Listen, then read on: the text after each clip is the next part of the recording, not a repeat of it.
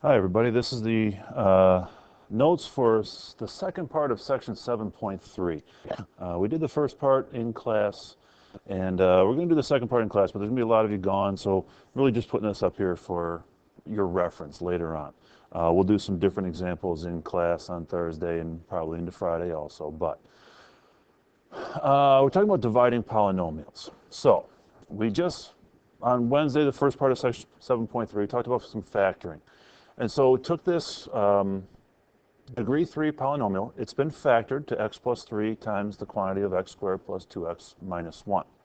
Now, this can be rewritten in two ways. You take that polynomial, x cubed plus 5x squared plus 5x minus 3, and you divide it by x plus 3, you would get the x squared plus 2x minus 1. You could do the same idea. Take that polynomial you started with, plus 5x minus 3. If you divided it by the other factor, x squared plus 2x minus 1, you should be getting the first factor, x plus 3. Okay? This is really no different than saying you have 12 and that equals 2 times 6. So if we did 12 divided by 2, we would get 6. If we did 12 divided by 6, we would get 2. We're doing the same thing, just with polynomials. All right, so we talked about factoring, which is taking a quantity, breaking up into the things that are multiplied together to give you that quantity. Division, if you divide a quantity by one of its factors, you get the other factor. So I'm going to take you back to, elementary school. I think that's when you did this, but long division. All right, this is one way we're going to be dividing polynomials, but let's just deal with some numbers to remind you of the process of long division. So we're putting the calculators away. All right, 7 goes into that first digit of 8. It goes in there one time. So you do 1 times 7, it goes under that number 8. You then subtracted this. 8 minus 7 is 1. You brought down the next number.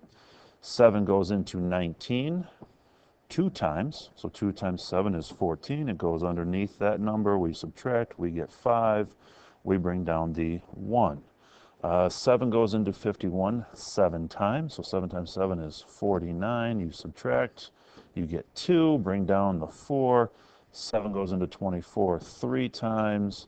3 times 7 is 21. You subtract, you get 3.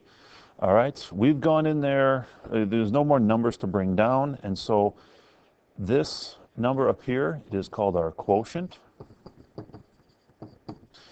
This number down here, the 3, that was our remainder. Okay, that's long division. All right, this should ring a bell to you. Now, doing that with polynomials. It's the same process, but we're looking at some different things, sort of. All right, so it says over there in the red, look at leading terms.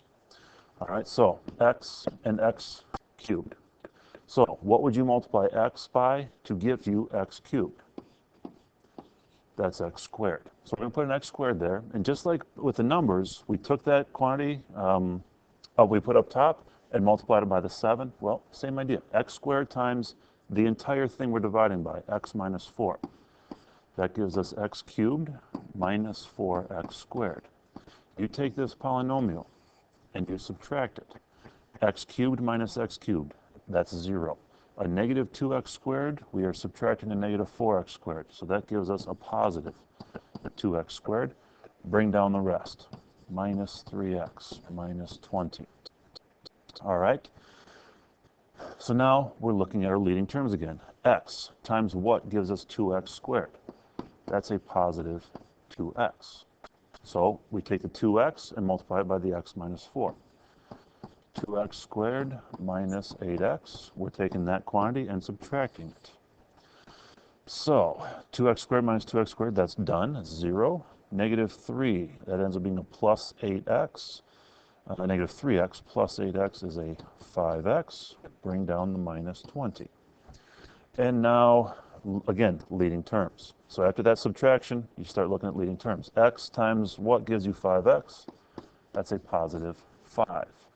So positive 5 times x minus 4. 5x minus 20 When we subtract this, we get 0. Okay, so what this means, when you get a remainder of 0,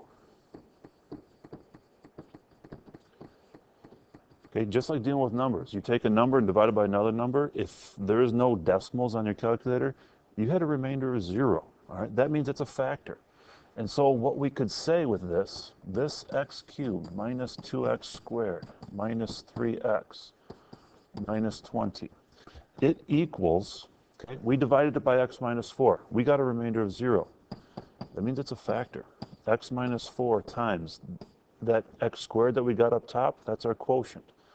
X squared plus 2x plus 5. So if you did some distributive property here, with the x minus 4 times the x squared plus 2x plus 5, it puts you right back to this. All right, this is long division. This is dividing polynomials. All right, if the remainder is not 0, well, then we got some issues, and we can talk about what we'll do with that. But basically, it's just like numbers. It becomes a fraction. So let's see if we got another example here. I don't. I'll put another example up there in the next video. But this is the idea of long division. I hope you enjoy it.